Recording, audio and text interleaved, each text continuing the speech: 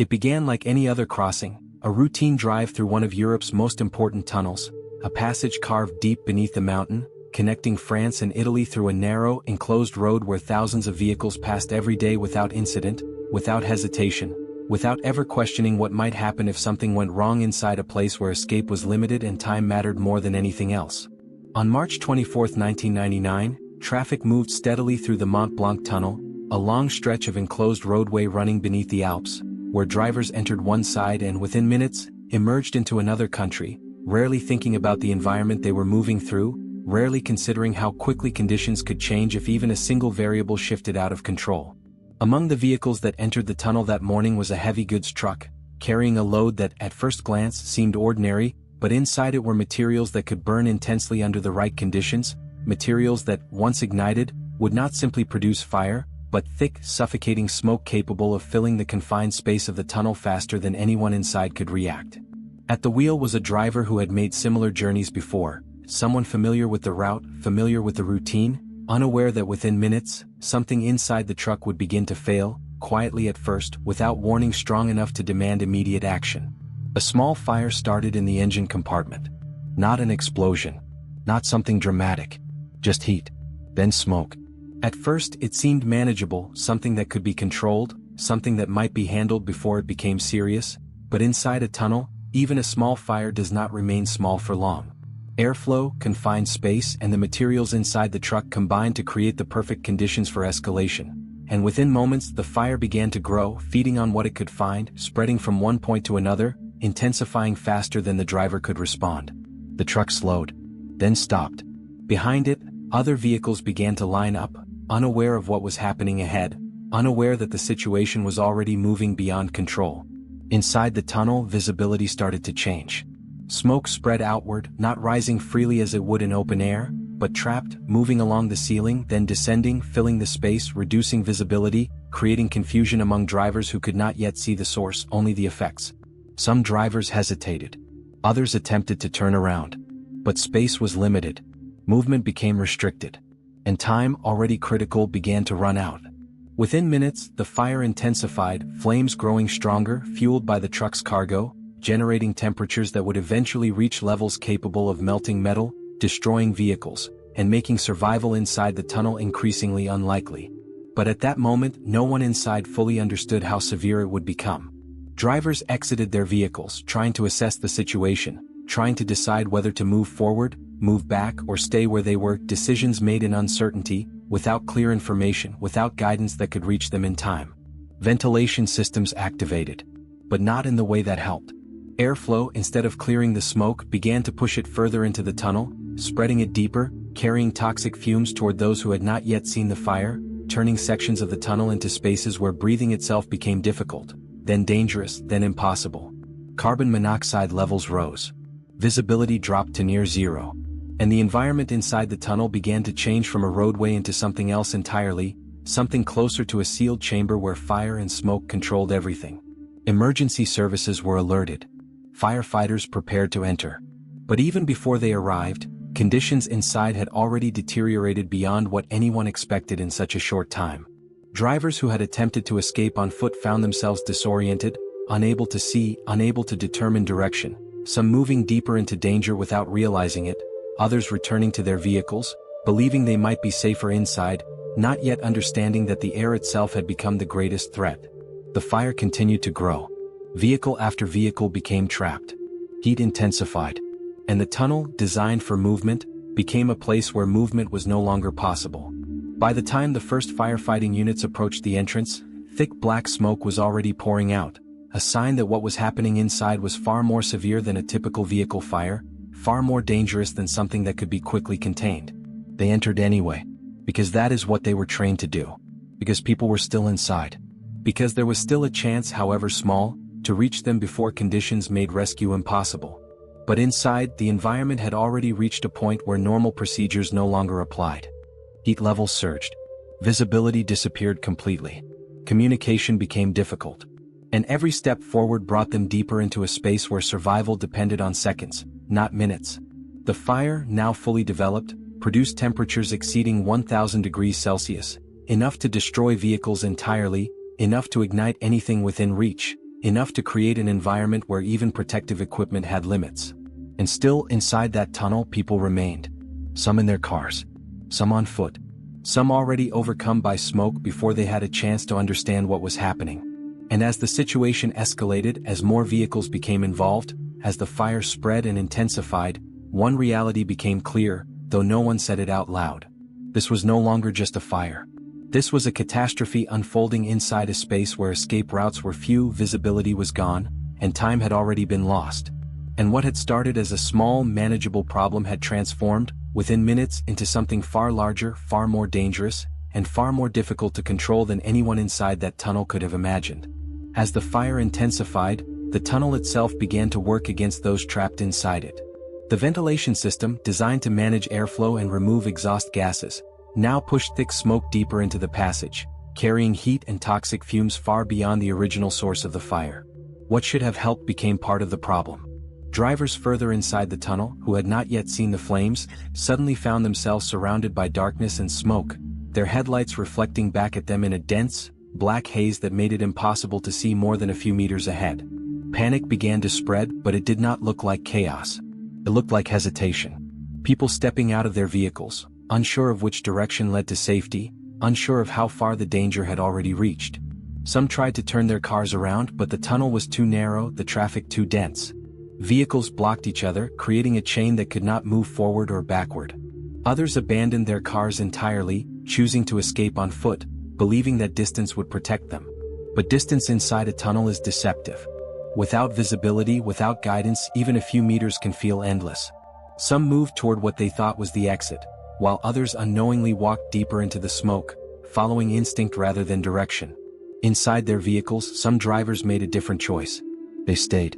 Doors closed, engines off, hoping the structure of the car would protect them, hoping the situation would be resolved before conditions worsened. But the air inside the tunnel was changing rapidly. Carbon monoxide levels rose to lethal concentrations. Oxygen levels dropped. Breathing became difficult, then painful, then impossible. And the most dangerous part was that it happened quietly. There was no clear moment when everything changed, no instant realization, only a gradual loss of control as the body began to shut down. At the entrance, firefighters prepared to move deeper into the tunnel, but what they faced was unlike anything they had trained for. The heat was already intense near the opening, the smoke so thick that visibility was reduced to nothing. They advanced carefully, step by step, relying on equipment, training, and each other. But inside, conditions deteriorated faster than expected. Communication systems began to fail. Radios struggled to transmit through the structure of the tunnel. Signals weakened, messages became unclear, and coordination, already difficult, became even more fragile. Still, they continued forward. Because turning back meant leaving people behind. Because every second mattered. As they moved deeper, they encountered the first signs of what had happened ahead. Vehicles abandoned, doors open, headlights still on, forming a silent line of evidence that people had tried to escape, had made decisions in moments of uncertainty, decisions that would determine whether they survived or not. Then came the heat. Not just from the flames themselves, but from the environment, air heated to levels that made breathing through protective masks difficult, that pushed the limits of their equipment, that forced them to slow down when speed was exactly what they needed. The fire, fueled by multiple vehicles now caught in the blaze, had grown beyond a single source. It spread from one vehicle to another, creating a chain reaction that intensified the temperature and increased the volume of smoke filling the tunnel. And deeper inside, beyond the reach of immediate rescue, people remained trapped in conditions that continued to worsen with every passing minute. Some had reached emergency shelters built into the tunnel walls, small reinforced spaces designed to provide temporary protection. A few managed to get inside, closing the doors behind them, waiting, hoping that help would reach them before the air outside became completely unbreathable. But not all of those shelters functioned as intended. In some cases, smoke still found its way in. In others, the heat became overwhelming. And for many, reaching those shelters at all was not possible. Time passed, but inside the tunnel, it no longer felt like time. It felt like waiting without knowing for what. Waiting for rescue, waiting for conditions to improve, waiting for something that might not come soon enough. Outside, more emergency units arrived. Coordination improved. Plans were made to attack the fire from both sides of the tunnel, to contain it, to reduce its spread, to create a path that could allow rescuers to reach those still inside. But the reality was harsh. The fire had already reached a level where direct access was nearly impossible. The heat, the smoke, and the lack of visibility made it too dangerous to advance quickly, and every delay reduced the chances of survival for those trapped deeper inside. Inside the tunnel, the environment had fully transformed. It was no longer a road. It was no longer a passage. It had become a sealed space dominated by fire and smoke, where survival depended on conditions that were no longer within human control. And as firefighters struggled to push forward, as the fire continued to burn with increasing intensity, a realization began to take shape, not spoken but understood. This was not going to end quickly. And for many of those inside, time had already run out long before help could reach them. As the fire continued to burn, the tunnel became a place that resisted every attempt to control it. What made it efficient for travel now made it dangerous for rescue. The length, the enclosed structure, the limited access points, all of it worked against those trying to enter and those trying to escape. From both ends of the tunnel, emergency teams coordinated their efforts, attempting to approach the fire from different directions, hoping to contain it, hoping to create a path forward. But each attempt revealed the same problem. The conditions inside were too extreme. Heat pushed outward in waves. Smoke filled every available space. And visibility remained at zero. Firefighters advanced carefully, using breathing equipment, staying low, maintaining contact with walls to avoid losing direction. Every step was measured, every movement deliberate, but progress was slow, far slower than what the situation demanded. At certain points they were forced to stop. Not because they chose to, but because the environment made it impossible to continue. Temperatures rose beyond safe limits. Equipment began to fail. Air supplies ran low faster than expected. And the deeper they tried to go, the more the tunnel seemed to close in around them, not physically, but through conditions that made movement increasingly difficult. Outside, command units gathered information, trying to understand the full scale of the situation. Reports came in, fragmented and incomplete. Some vehicles had been abandoned. Some people had attempted to escape on foot. Others had remained inside their cars.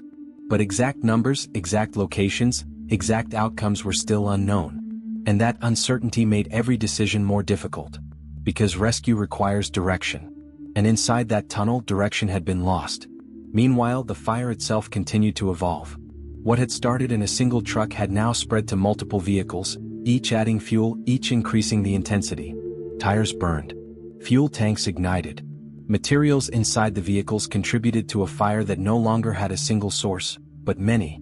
The temperature inside the tunnel continued to rise. Metal began to warp. Glass shattered. And the structure itself started to feel the impact. Though the tunnel did not collapse, the conditions inside pushed it to its limits, creating an environment where even standing still carried risk. Hours passed. Not minutes. Hours. And with each passing hour, the chances of survival for those still trapped decreased. Not suddenly but steadily as air quality worsened and temperatures remained high. Some of those who had reached emergency shelters held on longer. These reinforced spaces provided temporary protection, delaying the effects of smoke and heat. But they were not designed for extended survival under such extreme conditions. They were meant to buy time. And time was exactly what was running out. Back at the entrances, strategies began to shift. Instead of pushing directly toward the center of the fire, teams focused on controlling what they could from a distance, reducing intensity where possible, preventing further spread, and waiting for conditions to improve enough to allow deeper access. It was not the approach anyone wanted. But it was the only one possible. Because forcing entry too quickly would not save lives. It would only add more people to the list of those at risk. Inside the tunnel, silence began to replace movement. Not complete silence, but the absence of activity where there had once been attempts to escape. Vehicles remained where they had stopped. Doors stayed open where they had been left. Headlights faded as batteries drained. The scene became still. And that stillness carried its own meaning. Eventually, as the fire began to lose some of its intensity, as fuel sources were consumed and temperatures slowly dropped, firefighters were able to move further inside. Slowly. Carefully. And what they found confirmed what many had already begun to understand. Vehicles lined the tunnel, some burned beyond recognition, others intact but abandoned. In some cases, people had made it only a short distance from their cars. In others, they had remained inside. The conditions had not given them many options. And the choices they made had been shaped by what they could see, what they could breathe, and how much time they believed they had. Rescue turned into recovery. Not immediately, not all at once, but gradually, as it became clear that the number of survivors was far lower than anyone had hoped. The focus shifted from saving lives to understanding what had happened. Because something had gone wrong, not just with the fire itself, but with the systems that were supposed to prevent a situation like this from escalating so quickly. Ventilation had spread smoke instead of clearing it. Communication had broken down when it was needed most. Escape routes had been limited by design. And information had not reached those inside in time. Each of these factors alone might not have caused such a disaster. But together they created a situation where a single fire became a large-scale catastrophe. And as the smoke slowly cleared, as the tunnel revealed what had been hidden inside it for hours, the full weight of what had happened began to settle in. This was not just an accident. It was a chain of events. A sequence of failures. A moment where conditions, decisions, and limitations aligned in a way that left no room for recovery. And for those who had been inside, the outcome had been decided long before anyone outside could reach them. As the fire was finally brought under control, what remained inside the tunnel was no longer a scene of movement or urgency, but one of stillness and aftermath. The flames had consumed what they could, leaving behind a corridor of damaged vehicles, blackened surfaces, and air that still carried the weight of what had happened. Recovery teams moved in slowly, carefully, not with the urgency of rescue, but with the caution required in an environment that was still dangerous. Temperatures had dropped, but not completely. Toxic residues remained. Visibility had improved, but the damage revealed was difficult to process. Vehicle after vehicle lined the tunnel, some reduced to burned frames, others partially intact but abandoned where they had stopped. Each one marked a moment, a decision, a point where someone had tried to react, to adapt, to survive within conditions that had changed too quickly. The scale of the disaster became clearer with every step forward. It was not just one section of the tunnel. It was a long stretch, affected by heat, smoke, and fire that had spread far beyond the original source. The intensity had not been limited to a single point. It had moved, expanded, and filled the space in a way that made distance almost meaningless. Investigators began documenting everything. Positions of vehicles, locations where people had been found, the condition of the tunnel structure, the behavior of the fire. Each detail mattered, not only for understanding what had happened, but for determining how something like this could be prevented in the future. Because by that point one thing was already clear. This had not been a simple accident. Yes, the fire had started in a single truck. But what followed was shaped by the environment, by systems, and by responses that did not function the way they were expected to. Ventilation systems, designed to manage airflow, had instead pushed smoke deeper into the tunnel. Instead of isolating the fire, they helped spread its effects. Traffic management had not stopped vehicles from entering quickly enough. Some drivers had entered the tunnel even after conditions inside had begun to deteriorate, unaware of what they were driving into. Communication systems had failed to deliver clear instructions to those inside. Drivers were left to make decisions on their own, without guidance, without knowing which direction was safe, or how far the danger had already reached. An emergency response, while immediate and determined, had been limited by the very structure they were trying to enter. The tunnel itself slowed them down, restricted access, and reduced visibility to a point where even trained teams could not move quickly enough. Each of these elements alone might have been manageable. Together they were not. As reports were compiled, a pattern began to emerge, not just of what had happened, but of why it had escalated. It was not a single failure. It was a system that had not been designed to handle a fire of that intensity inside such a confined space. And that realization carried consequences beyond the tunnel itself. Authorities began reviewing safety protocols, not only for the Mont Blanc Tunnel, but for similar structures across Europe. Questions were asked about ventilation design, emergency exits, communication systems, and how quickly traffic could be stopped in the event of an incident. Because tunnels, by their nature, carry risk. They are enclosed. They limit visibility. They restrict movement. And when something goes wrong inside them, the margin for error becomes extremely small. In the months that followed, the tunnel remained closed. Not for days, not for weeks, but for years. Repairs were not enough. Changes were required. Structural improvements, new safety systems, better monitoring, and revised emergency procedures all became part of the reconstruction process. New ventilation strategies were designed to control smoke rather than spread it. Emergency shelters were improved to provide better protection. Communication systems were upgraded to ensure that information could reach drivers immediately. And traffic control measures were strengthened, so that in the event of a fire, vehicles could be stopped before entering the tunnel. These changes did not erase what had happened, but they acknowledged it. They turned it into something that could be learned from, rather than something that would simply be repeated. Because disasters like this do not exist in isolation. They reveal weaknesses, they expose limits, and they force systems to evolve. Back inside the tunnel, after cleanup and reconstruction began, the physical damage was gradually removed. Burned vehicles were cleared. Surfaces were repaired. The visible signs of the disaster began to disappear. But the memory of it remained. Not just for those who had been directly affected, but for those who studied it, those who responded to it, and those who would later design systems to prevent similar events. Because what had happened inside that tunnel was not just about fire. It was about how quickly control can be lost in a confined space. How small delays can become critical.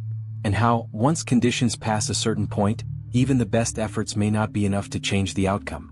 And as the investigation moved toward its final stages, as conclusions were drawn and reports completed, one reality stood above all others. This disaster had changed how tunnels would be built, monitored, and managed. Not through theory, but through consequence. And not through theory but through consequence, the final understanding of what had happened inside that tunnel began to settle into something more permanent, something that would remain long after the fire itself had been extinguished and the physical damage repaired. The Mont Blanc Tunnel did not reopen quickly. It remained closed for years, not simply because repairs were needed, but because trust had been broken.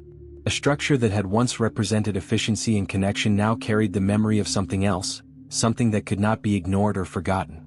Reconstruction was not just about restoring what had been damaged. It was about redesigning the system entirely. New safety measures were introduced, not as optional improvements, but as necessary changes shaped by what had already happened. Ventilation systems were re-engineered to control the direction of smoke rather than spread it unpredictably. Emergency shelters were reinforced and spaced more effectively, giving those inside a better chance to survive if conditions deteriorated. Surveillance systems were upgraded, allowing operators to detect problems earlier, to respond faster, and to communicate clearly with drivers inside the tunnel. Traffic control was also transformed. No longer could vehicles continue entering once a serious incident began. Immediate closure became standard, reducing the number of people exposed to danger. These changes extended beyond a single location. Across Europe, similar tunnels were evaluated, tested, and modified. Safety protocols were rewritten. Emergency response strategies were reconsidered.